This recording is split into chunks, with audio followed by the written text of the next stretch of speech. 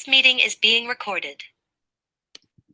What's up, guys? Welcome back to Echoing Theology. I am extremely excited. This is going to be episode 5. I can't believe we're already on the 5th episode of Echoing Theology. I am extremely delighted to have a good friend of mine here, Sam, who we have worked together in several, for a summer of ministry through a very specific program that I think is near and dear to both of our hearts, and we can get into that at another point. But yeah, Sam, it's good to have you here. Thank you for joining us here on Echoing Theology. Absolutely. Thank you for having me on. Absolutely. So if you can just start off by just telling us a little bit about yourself, where you grew up, things like that, and then we can kind of start getting into ministry. Nice. So yeah, I was kind of a military brat growing up. So I'm from suburban New York, but I've also lived down in Florida and Mississippi, and I've lived in Maine now for somewhere between 7 and 9 years. I don't want to do the math right now, but it's been a good chunk of my life. So I live in Dover, Foxcroft now, just kind of smack dab in the middle of the state for people who haven't heard of it, which I assume is most people. And right now I'm currently a junior in college. I'm going to school for elementary education, and I'm taking classes online, but I'm part of the Newman Center at the University of Maine, and it's been a really good community. Very blessed to be a part of it. So Good. Go Black Bears. We love the Black Bears. We love Black Bears in Maine. For anyone who well, doesn't from know, afar, from a distance. From a distance. Great. So yeah, so you're involved with the campus ministry there, and I know that's being run by the amazing Father Kyle. Shout out to Father Kyle. I know he's probably not listening to this, but at some point I'd like to get him on here because he is doing amazing work there at the Newman Center. So what type of ministry do you participate in while you're on campus? So I'm part of the student leadership group on campus. We're called Black Bear Catholic, and I'm the mass ministries team leader, which means that I'm in charge of playing sacristan for all the on-campus masses. And while our Newman Center is under construction, that means pretty much ferreting all of the supplies we need for mass over to the campus and then ferreting them back. I also find students to be altar servers, lectors, greeters, things like that. And then I help coordinate them and show them what they're doing, get them set up with what they need, and yeah, overseeing that realm of things. And recently we have a new executive board, so our president, vice president, secretary, and treasurer, and we kind of consolidated a lot of the old positions. So mass ministries team leader is also the prayer team leader, which means I help with things like adoration, retreats, and whatnot, just kind of helping find ways to foster an environment of prayer on the campus for the leaders and then also for the students who come to our events. Great. Do you find that recruiting other students is going well? Or do you find it challenging recruiting other students to kind of participate in that type of stuff, leadership roles and things? I would say I find it challenging because I don't like asking people to do things. So it's very much outside of my comfort zone. But I think that the people that I have asked, there's been a very generous response to it. Like I did not have a lot of luck recruiting people when I just would post announcements or vaguely set up sign-up sheets.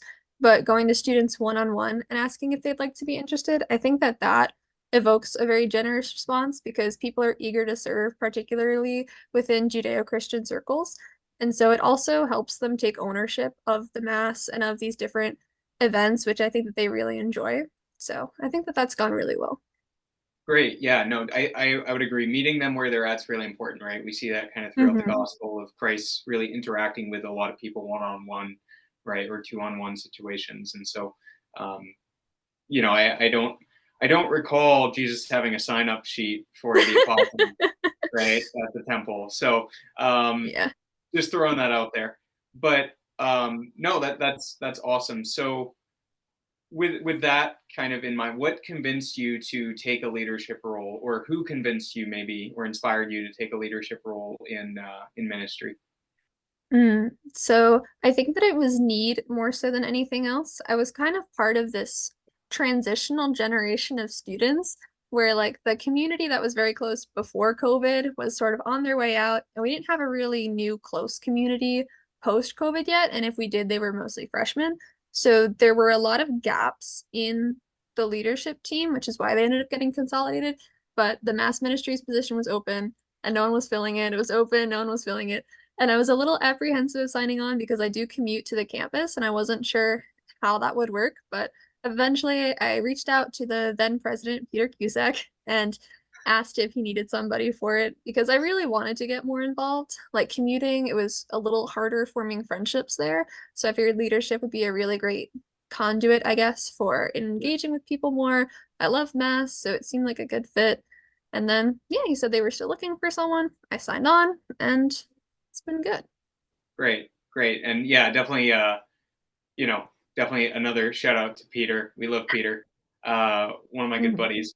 I got a story I got to actually tell you another time about Peter and I. But Okay. um, great. So, how in ministry, for those of us that have worked in ministry, or those of us that are interested in ministry, we might have some idea of how that life work balance goes. How do you find that helpful?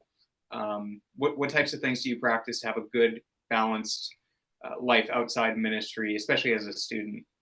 Mm. I think that I'm a very poor person to ask this question because my life ministry balance is it could use improvement. And a lot of that is commuting. But I think that Fair enough. I think it's important to bring prayer into whatever you're doing, be that work as like a job or work in ministry. And so not making it quite so black and white where, okay, I'm gonna have my lifetime this morning and then I'm gonna go do my ministry time later. Like really bringing prayer and God into all of it so that resting in Him can be something that permeates all the aspects of your life. Because I think that it's pretty much impossible to get enough of Him if it's not everything. Right. So yeah, and I find that very helpful. And then also like as far as practical habits of that sort of recollection is just building silence into the day. So not listening to things in my car ride. I try to at least have one way there be with no radio, and then just striving for being present in each moment because I think anything can be restful if it's just one thing. Like things become not restful when you're multitasking. Like if I am doing a mass ministry thing and I'm thinking of all the things I need to do for my job or for school, I'm not resting. But if I'm just doing mass, it's pretty restful. Same with school and vice versa. Like if I'm doing schoolwork and I'm Yeah. thinking about all the mass ministry stuff, then that's where the burnout comes in. Okay. Yeah, that's a good point. That's a very good point. So, I guess what is your favorite part of your ministry that you do or have done? And then maybe what is a challenge that you have encountered before? I kind of have a fun story for that because my favorite part of my ministry occurred last Sunday because the Okay. readings are very long. And so we print out the readings each week on a piece of paper that gets folded. But because the gospel was so long last week, there were two pieces of paper, which means that I couldn't just fold five at a time and then separate them. I had to do one at a time for 50 copies. And it Sure. was the most enjoyable thing ever because I had music going and I was just kind of like, yeah, like doing the menial labor. And that's what I really enjoy about mass ministries is kind of the more simple part of it, just setting up for mass, folding the readings, setting the altar. Like it's yeah, it's just very peaceful. And I feel like gosh, I think it was probably Therese of Lisieux with her little way where it was like, oh, I'm doing this little service. It's great. So yeah, that's what I enjoy, the behind the scenes stuff. Great. Yeah, I was just gonna mention Therese. Actually, I was gonna just mention her quote, but you're ahead of the game, which is great. So we love Saint Therese. Um, so I guess maybe what advice would you give to someone considering to get involved in their campus ministry, or maybe any advice specifically to campus ministry at the University of Maine, or no, home of the Black Bears? So for people considering joining campus ministry at the University of Maine, Sure. Yeah. okay. I would say do it. And that need not be necessarily like a BBC role right off the bat, but signing up in some capacity I think is really good just because A, it's important to give back to those kinds of organizations. Like we always need more people for something. We have dinner every Wednesday and cooking that is somewhat tricky with not having an even center and just there's always places to volunteer. So find some capacity and then just do it. Because like mass ministries is not what I expected it to be at all. But anytime you make a sacrifice like that for the Lord, He's going to bless it. So whether it's what you expect, whether it's not what you expect, as long as you've somewhat prayerfully considered the capacity to which he is calling you to volunteer, I think that there cannot not be fruit from it, whether that's in your life or in other people's life. Definitely. Yeah, that's a good point. That's something good to think about. What about, so I'm just going to plug this because, well, we both love this program. What advice would you give to someone considering applying for Totus Tuus in the Ah, Diocese of Portland? For anyone who doesn't know what Totus Tuus is, it's a summer camp for Catholic kids or those who are just interested, and we learn about the sacraments. Help me out here, Sam. so totus tuus is Latin for totally yours, and it was the papal model of St. John Paul II. Totus tuus is made up of 5 pillars: Marian devotion, fun, catechesis, the sacraments, and oh gosh, there was one more. Prayer. I'm gonna say prayer. Yes. So I think Good. that was all of the plug that we give at masses during the summer. Okay, yeah, that sounds about right. That sounds like the script. Yeah, but I guess in seriousness though, like for someone considering applying for being a camp counselor for that, right? And I think our diocese, we ask that you have 1 year of college done, right? So like the summer Yes. between your freshman, your sophomore year.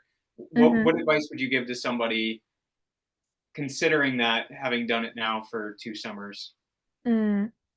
I would say that there is a very wide variety of benefit to doing totus tuus. I know that it's immediately very attractive to people like myself who are in education, but given that it's really more of a summer camp as opposed to like a religious ed kind of setup, it's very conducive toward anyone, and we definitely need a wide variety of gifts for it. Mhm. So yeah, like I wouldn't let the education thing be the primary motivator because my first year of Totus Tuus, I found it very personally formative above anything else because the kids who come to Totus Tuus, I would say like 70-80% of the time are already pretty well catechized, whether that's from going to CCD or their families. And they're just there to have a good time and fellowship. And the sacraments are really the main attraction. Like these kids probably do not go to daily mass any other time of the year. So the sacraments and the fellowship is the main benefit. The classes are just kind of like they're good, of course, but they're not Sure. intimidating. So it's really formative to be able to engage in fellowship with the kids. Like our Lord says, let the little children come unto me. So if Yeah. you're going out to the kids, you're drawing closer to him and you're exposing yourself to the sacraments. Because I did not go to daily mass before doing Totus Tuus my first year either. But then Yeah. after a whole summer of it, I couldn't stop. So Right. it's Your schedule kind of readjusts itself, through that exactly. program into the new year. So Yeah. um, yeah, no, that's good. The other thing I would just kind of want to add, as many of us know, don't discern things during the summer of Totus Tuus. Oh, Like, yeah. Well, don't look at the next thing. Don't like, and this is just coming from personal experience, and so I'm not going to go into detail, obviously, but I just want to be very clear of discern things before that summer when mm, you're or after that summer when you're kind of in your life, not your regular life, not in that what do we call it? We called it a fishbowl, right? I think. I think it was So like a Jesus bubble. a Jesus bubble, something we called it something obscure like that, but um, yeah, it really kind of stuck. So I guess that would only be my other piece of advice. But wonderful program. I just kind of want to give it a little bit of love here on the podcast. So just one other question, and then I want to play a quick game with you. Oh, Uh, what is your favorite topic outside of theology to study, other than education? am I allowed to say philosophy, or would that be too close to theology? I mean, you can say it because I'm kind of that way too. But philosophy, yes, Yeah. acceptable. I don't study it intensively, mostly for lack of a free time, but I have like 5 tabs open on my phone of philosophy books that like if I have a free period, I'll just open up to Yeah, just because yeah, like it's so cool. great. Awesome. So, yeah, so thank you for coming on, just introducing yourself, kind of talking about the different ministries that you're part of. Just really quick game with you that I want to play. I got about 10 or 12 questions here, and I'm just going to ask, and I'm looking for your response as fast as possible. Okay. I didn't send you this list on purpose. No, you did not. You just said rapid fire. All right, you ready? Yes. Lobster or clams? Lobster. Strawberries or blueberries? Strawberries. Summer, fall, winter, or spring? Fall. Favorite type of music? Show tunes? Good. Favorite gospel? John. Again, the non-synoptic gospel. We love to see it. Camping in tents or RVs? Tents. Favorite title of Our Lady? Ooh. Our Lady, Seat of Wisdom. Awesome. Favorite New England state other than Maine? New York's part of New England, right? No. It's not. That's New the Hampshire. Northeast. New Hampshire. You got Rhode Island, Connecticut, Massachusetts, New Hampshire, Maine, and Vermont. Vermont. Yes, Okay, that's where the Chinese potatoes too is, by the way. I'm gonna say Vermont. Okay. Current favorite passage in Scripture? Oh.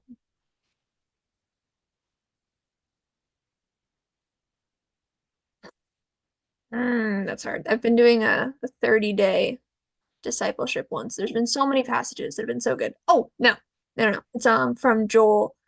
Return to the Lord with all your heart, rend your heart with mourning and fasting and weeping, rend your hearts, not your garments. Like that was at the beginning of Lent, and it was so good. Yeah. Great. No. Favorite parish you have worked in besides your own? That's a loaded question. That's a really loaded question. For different reasons, for better or for worse, you can just pick a parish. I don't think any of the parishes will really take They're probably offense. not listening. Okay. I think St. Paul the Apostle Parish, because I've done the most there outside of my own parish. Great. Where's that at again? It's in Bangor. Okay, that's right. Yeah. Shout out to Maddie and Monsignor Dubois, who's out there. Blah, blah, blah. Best Totus 2 is Summer Song. Favorite one?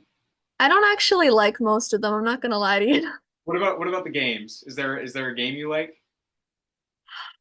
I know there is. I'm just blanking. Oh, pull up. Pull up is fun. Good. City that you would want to visit? Vatican City. Is that the cop-out answer? Yeah, it counts. It counts.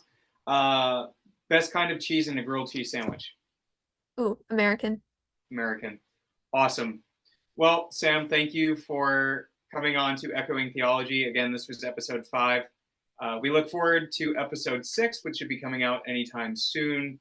Thank you, Sam. I greatly appreciate your time. Oh, of course. Thank you, Dale. Great.